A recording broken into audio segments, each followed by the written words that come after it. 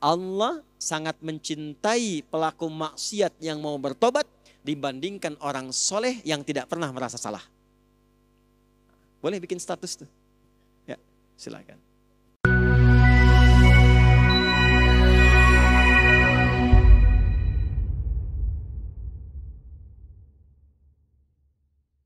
Ustadz, bagaimana kalau ada seseorang yang masih suka melakukan maksiat, tapi ibadahnya rajin? Kumaha teh? STMJ, ya, sholat, terus maksiat, jalan. STMJ. Aduh. Cabai, jelly, royal, dan ginseng. Dalam benak orang tersebut mengakui dosanya, tapi hal yang terberat dia tinggalkan yaitu maksiatnya. Apa yang salah dengan orang tersebut? Salahnya masih maksiat. Salahnya taubatnya tidak serius. Quran surah ke-4 ayat 17.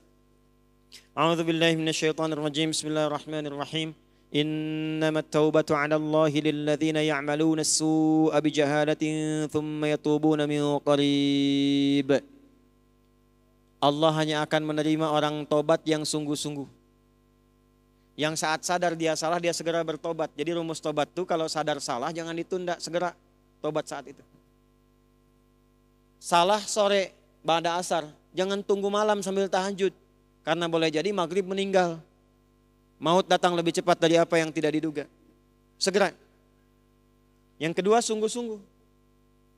Terus begitu. Nah, bagaimana ciri orang yang diterima tobatnya ketika dia benar-benar bertobat?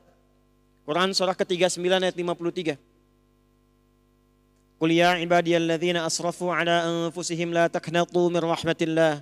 Innallaha yaghfirudz dzunuba jami'a. Ya Muhammad SAW katakan, viralkan pada semua hambaku yang berlumur maksiat. Jangan putus asa dari rahmat Allah. Tobat yang betul. Kalau dia benar, Allah ampuni semua dosanya.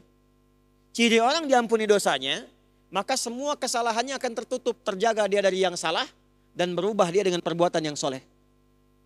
Jadi yang salah-salahnya hilang, yang solehnya yang muncul. Mata pernah melihat maksiat, gambar yang tidak bagus, ya, video-video yang buruk. Tobat, di mana ciri diterimanya? Maka matanya sudah nggak suka lagi melihat yang salah, yang soleh yang dilihat, Quran yang baik-baik itu tandanya. Dan dia nggak suka diarahkan kepada perbuatan yang pernah dia kerjakan sebelumnya. Dengar aja udah nggak suka. Itu ciri orang tobat diterima. Makanya setiap kita temukan kalimat taba, seringkali umumnya disusulkan dengan kalimat faman taba wa aslaha.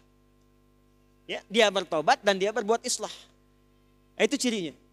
Karena itu jangan putus asa dari tobat. Kalau sekarang ditobati ada maksiat lagi, tobat lagi. Terus tobat terus. Sampai hati Anda merasa lelah dan mulai kemudian tunduk untuk bertobat kepada Allah Subhanahu wa taala. Jangan putus asa dari tobat. Ya, mudah-mudahan saat wafat ajal tiba dalam keadaan sedang bertobat kepada Allah Subhanahu wa taala. Yang ketiga yang paling cepat begini.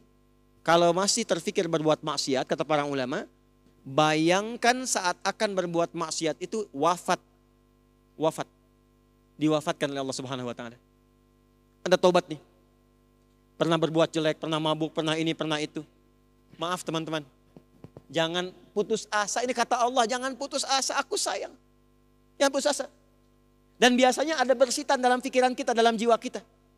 Aduh, diterima enggak kalau tobat? Masih bisa kembali enggak? Kalau ada kalimat itu tersirat, itu hidayah dari Allah. Rumus Qur'annya cepat ambil. Ini Allah sendiri yang jawab, hambaku, disebut hamba. Sebanyak-banyaknya dosa, membunuh, merampok, berzina, pernah mabuk, sebanyak-banyaknya. Kata Allah, hambaku, ini rahmatku, cepat ambil. Sujud, tangisi dosa itu. Kalau belum bisa menangis, menangis lagi, nangis lagi, nangis lagi. Tangisi diri kita yang belum bisa menangis. Sampai hatinya lunak. Berusaha terus. Sampai kita merasakan ketenangan dalam tobat. Dari situlah kemudian muncul ungkapan ulama, Allah sangat mencintai pelaku maksiat yang mau bertobat dibandingkan orang soleh yang tidak pernah merasa salah. Boleh bikin status tuh. Ya, silakan.